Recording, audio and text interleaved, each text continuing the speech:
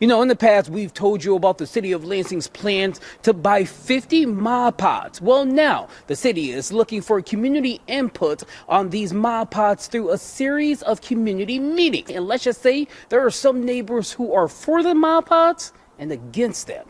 Take a look. I was an alcoholic. I lost a lot of things.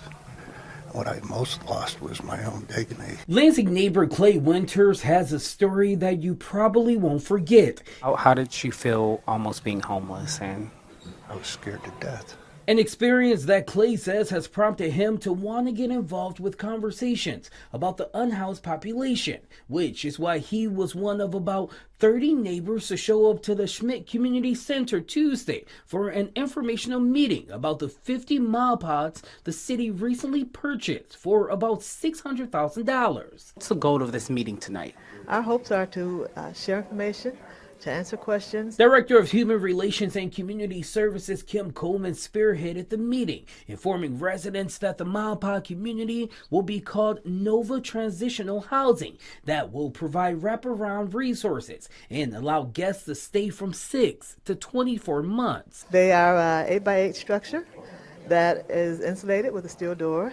It comes with electricity. It has a bed, mattress, pillow, storage bins. Coleman says the city has received more than 30 recommended locations for where to put the Nova community. Some locations include parks near residential areas. This raising concerns for some neighbors. If you want to sell your house, do you think anybody's going to buy a house when there's a homeless thing down at the end of the street? No. When you say it's not going to affect our property taxes, it will. I mean our property values. But neighbors like Clay has a different perspective. People they get up in arms when they get something like this in their neighborhood. Myself, personally, move next door. I'm happy with it.